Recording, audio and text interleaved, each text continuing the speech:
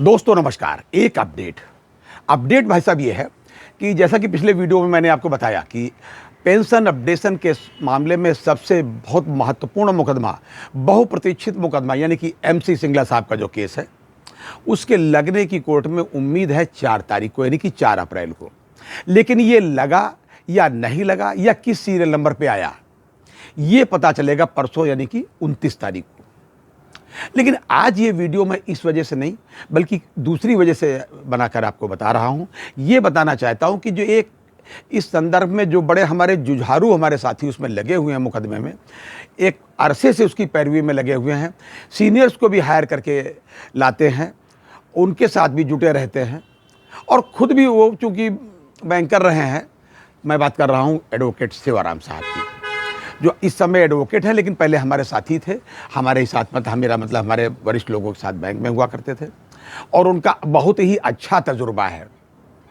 और उन्होंने एक अपना मैसेज भाई साहब इस समय डाला हुआ है, बहुत लंबा मैसेज है, मैं कहाँ तक उसको पढ़ूंगा या आपको पढ़ के बताऊं, मैं आपको नट सेल में ये बता देता हूं भाई साहब। उसमें उन्होंने कहा क्या है और क्यों कहा है ये भी बता दूं।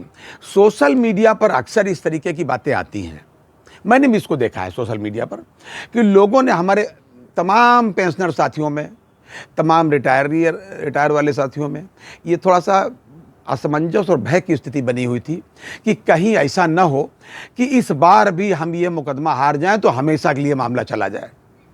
देखिए, ये जो लोग को नहीं जानते मैं उनको बता दूं, जो हमारे नए पेंशनर साथी नहीं जानते उनको बता दूं कि यह मुकदमा एमसी सिंगला साहब का मुकदमा हम लोग हाई कोर्ट में हार चुके थे। और क्यों हारे थे हाई कोर्ट में, अब तो मान लीजिए सुप्रीम कोर्ट में चल रहा है, चलिए बहुत बढ़िया, पूरी उम्मीदें हैं, अब तो इस बार तो हो ही जाना, मैं भी कह रहा हूँ। लेकिन क्यों हार गए थे, कहाँ कहाँ लैप्सेस हुए थे, क्या क्या कमियां हो गई थी, क्या बातें रह गई थी बताने को कोर्ट को, ये बात बहुत ही डिटेल में हमारे एडवोकेट सेवाराम साहब ने समझाया है अपने मैसेज में।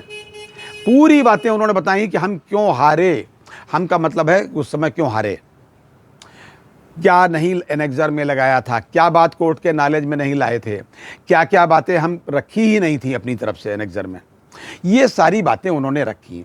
साथ में वो दुखी भी थे। भाई वो दुखी होना स्वाभाविक है, सोशल मीडिया में जो बातें होती कोई ये ना समझे कि वहाँ तक पहुँचती नहीं है। अरे भैया, जरा सी बात होती है तो मंत्रालय तक पहुँच जाती, प्रधानमंत्री तक पहुँच जाती, तो उनके तक क्यों नहीं पहुँचेगी। ये बातें कही जाती थी कि अरे भाई एडवोकेट सेवाराम साहब के बस का अब नहीं है, वो तो बड़े मतलब सामान्य से एडवोकेट है, इसमें कपिल सिब्बल जी को बुला लीजिए और अभिषेक मनु सिंघवी को बुला लीजिए, मतलब इस लेवल के लोगों को बुला लीजिए। उनकी भावनाएं तो समझ में आती हैं साथियों की, लेकिन हमारे ही साथी के प्रति जिसने दसियों साल से उस मुकदमे के मसले में खुद को डुबो करके गहराई तक जाकर के उसको समझा है, तब जाकर के वो निचोड़ ला करके सारे एनेक्जर्स उसमें लगाए हैं। कोई एनेक्जर अब बाकी नहीं है एमसी सिंगला के केस में लगने के लिए। इसके बावजूद उन्होंने कहा एडवोकेट सेवाराम साहब ने कि आपके पास अगर कोई चीज़ अभी रखी हो, आपको लग रहा हो कि ये चर्चा में ये चीज़ नहीं आई, ये पेपर एनेक्जर है, लगने के लायक है, तो प्लीज़ आप हमको दे दीजिए, हमको दे दीजिए, यहाँ तक उन्होंने कहा है। और दूसरी बात यह है, मैं आपको स्पष्ट बता दूँ कि जो बहुत सीनियर एडवोकेट होते हैं जिनकी ये चर्चा की जाती है कि कपिल सिब्बल साहब को बुला लीजिए या अभिषेक मनु सिंघवी को बुला लीजिए और फलाने को बुला लीजिए, इनकी कितनी फीस होती है इसका अंदाज़ा नहीं है। उसका उन्होंने मोटा मोटा लिखा है कि कितने लाख होती है, ये लाख 2-4 लाख की बात नहीं हो वहाँ पे। दूसरी बात यह है, उसमें केवल और केवल इतना फ़र्क होता है कि हम लोग with due respect Your Majesty, His Highness, इस तरीके से कह करके अपनी रिक्वेस्ट करके, चूंकि रिक्वेस्ट ही करना है, उन्हीं से न्याय पाना है, उन्हीं के माध्यम से पाना है, हम लोग हाथ जोड़ करके वहाँ अपनी बात कहते हैं।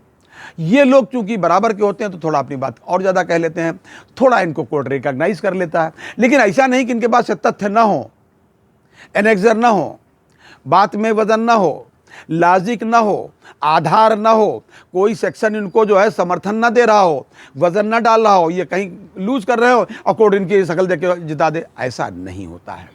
हाँ, देर जरूर हो जाती है हम लोगों के मामले में, इनके मामले में थोड़ा डेट जल्दी लग जाती है, लेकिन अब जितनी देरी हो रही थी उतनी देर हो गई।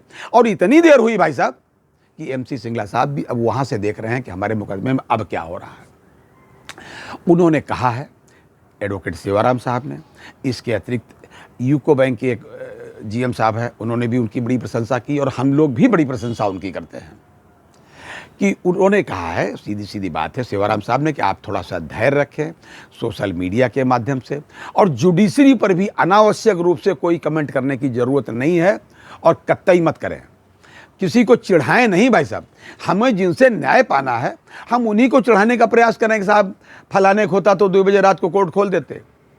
हम ये बात नहीं कहना चाहते, और ना कहेंगे, ना हम इस बात के समर्थक हैं। हमको उनसे न्याय पाना है, क्योंकि सरकार से तो हम पा चुके जितना न्याय पाना था। सरकार का होता तो हर बार हर उसमें 10वें सेटलमेंट में, 11वें सेटलमेंट में, 12वें सेटलमेंट में, फिर रेजिडियल इशूज़ में रख करके, और इतने 32 साल से हम लोग समझ लीजिए टहल रहे हैं। पता नहीं कितने साथी हमारे ऊपर चले गए, लेकिन अब कोर्ट से हमारा जो आसरा है को उसमें हम अब धोखा नहीं कहना जरा भी खाना चाहते हम और हमारा कोई साथी। हालांकि जिन लोग सोशल मीडिया पर इस तरीके की बात कह रहे थे, उनके अंदर कुछ थोड़ा डर और भय था, इसलिए उनकी नीयत भी, उनकी मंशा उनकी भी बड़ी अच्छी है। हालांकि यूको बैंक के जो एक्स GM अतुल साहब हैं, उन्होंने कहा है, और हम लोगों ने भी उनसे निवेदन किया है, एडवोकेट सेवाराम साहब ने, एडवोकेट सेवाराम साहब ने हम लोगों भी निवेदन किए हैं, उनसे कहा है कि आप व्यक्तिगत रूप से आप अपना अकाउंट नंबर हमको दे दीजिए। हमारे कुछ ऐसे तमाम साथी हैं ढेर सारे, उनका मन है कि हम स्वेच्छा से एक टोकन अमाउंट उसमें सहायतार्थ डाल सकेंगे तो उन्हें अच्छा लगेगा। देखिए, पैसे की ज़रूरत कोर्ट में हर जगह है, हर स्टेप पर भाई साहब पैसे की ज़रूरत है। जिसने कोर्ट का एक बार भी दरवाज़ा देखा है, भाई साहब हाई कोर्ट में गया होगा तो जानता होगा पैसे क्या महत्व है। तो हर आदमी उसमें कंट्रीब्यूट करना चाहता है। तो एडवोकेट सेवाराम साहब से मेरा भी निवेदन है कि आप अपना अकाउंट नंबर दे दें, IFSC कोड और बैंक का नाम दे दें, और हम सब लोग जो यथासंभव जो कर पाएंगे उसमें करेंगे। हम यही समझेंगे, जैसे जो है गांव में छप्पर उठाते हैं तो सबका हाथ लगता है, तब छप्पर बड़ी आसानी से उठ जाता है। जगन्नाथपुरी के जब रथ चलता है, रथ तो प्रभु की कृपा से चलता है, लेकिन हम लोग भी अपना हाथ सब लोग लगाए रहते हैं कि हमारा भी हाथ उसमें माना जाए। तो सब लोग ऐसा चाहते हैं, और हर आदमी चाहता है कि पेंशन अपडेशन हो, और जो होके रहेगा pension updation on RBI line, क्योंकि इसमें बाकायदा प्राविधान है। हाई कोर्ट में जहां से हारे थे वहां 35A का भी पेंशन नहीं किया गया था जी, और तमाम बातें उन्होंने कही, ना उसका किया गया, ना पेंशन फंड की बात कही गई, तमाम बातें वहां नहीं रखी गई थी। खैर, तो हम भी आपसे बताना चाहेंगे कि आप थोड़ा सा धैर्य रखें और ईश्वर से प्रार्थना करें कि जल्दी ही हम लोगों का पेंशन अपडेशन हो। अब हम कोई इधर उधर क्रिटिसाइज नहीं करेंगे, इसमें सब लोग लगे हुए हैं। हमें उनकी निष्ठा और लगन पर पूर्ण विश्वास है भाई साहब, और कहूँगा आप भी विश्वास करें। ये था आज तक का अपडेट। अगली बार किसी अन्य अपडेट के साथ फिर हाजिर होते थे, तब तक के लिए इजाज़त दीजिए, और हाँ, अपनी सेहत का पूरा ध्यान रखिएगा। जय हिंद, जय भारत, नमस्कार।